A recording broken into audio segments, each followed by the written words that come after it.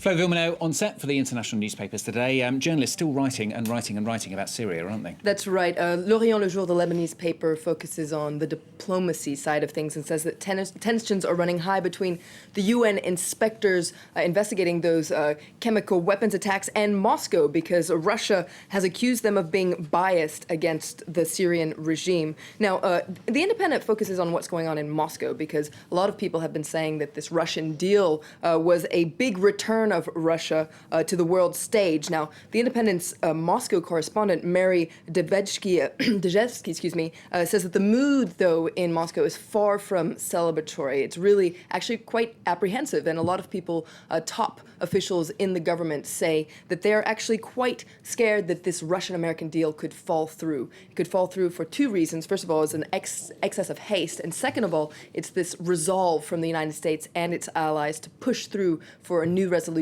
at the UN Security Council, a resolution that Moscow is very much against. And the press still being quite critical, aren't they, of the US's strategy here in Syria? Absolutely. There's a cartoon in the International Herald Tribune that pokes fun at the Obama strategy, and you can see there the policy in Syria and that Obama truck that's zigzagging along the road saying, well, getting there is half the fun. Now, staying with diplomacy, China Daily wonders if China could get more directly involved here. And on the front page, it says that China has been asked to help in the Syria conflict and asked to help by the King of Jordan, Abdullah II. Now, he was there visiting with President Xi Jinping, and he reportedly asked China to step in, mainly because a lot of people in the region reportedly expect China to step in because it's become so much more influent in the region, both diplomatically and economically. So perhaps that could add another cook to the kitchen there.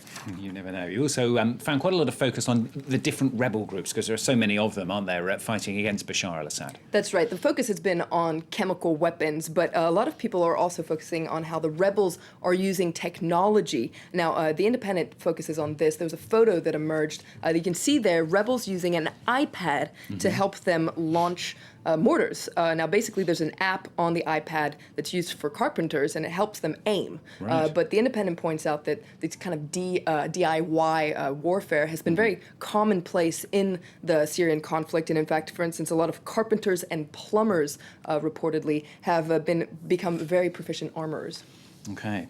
And a lot of focus as well on jihadist groups participating in the rebellion. That's right. Le Figaro talks about a jihadist surge here, and they got their hands on a map that's been drawn out by the UN, which shows just where various rebel groups are operating in Syria. And according to this map, Salafist and jihadist groups represent about half of the rebels on the ground. Meanwhile, the Free Syrian Army doesn't have as much weight, according to this map. And Le Monde actually also looks at this surge in jihadism, especially because a lot of French citizens are actually going to Syria to wage a jihad. And Le Monde talks about this new generation of jihadists. So what is this? Is this jihad tourism, or is this die-hard Islamism? Well, Le Monde says it's actually a mix of both. Reportedly about 350 individuals in total are either were once there, or on their way there.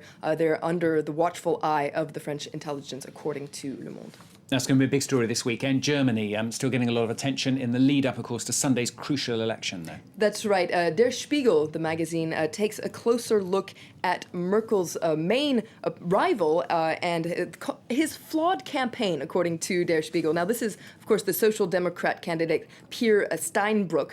Now, according to Der Spiegel, he's everything that Angela Merkel isn't. He's cheeky, he's brash, he can't resist a joke. And they say that when people look back on this campaign in about 10 years' time, when they think about him, there's probably one photo that they're really going to remember. And it's a photo that was on the front page of a magazine over the weekend where you see him flipping a bird. So showing the middle finger. And basically this was published actually with his blessing. Right. He was responding to critics saying that he had a large number of gaffes throughout the campaign. So this was his response to that.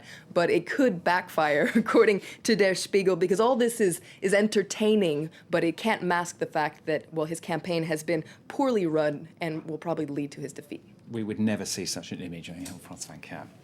Hopefully. Flo, thanks a lot. Flo Villeneuve with the international papers on France 24. Coming up for you, of course, the latest news, the latest from that shooting dead, apparently anyway, of a police officer on the outskirts of Cairo. We'll have that. And also, perhaps the image of this week has been the Costa Concordia. But today, Hans Funke is going to be speaking to those who've been living next to the wreck now for 18 months. Focus in the next half hour reports on how their lives have been affected. Stay tuned for that.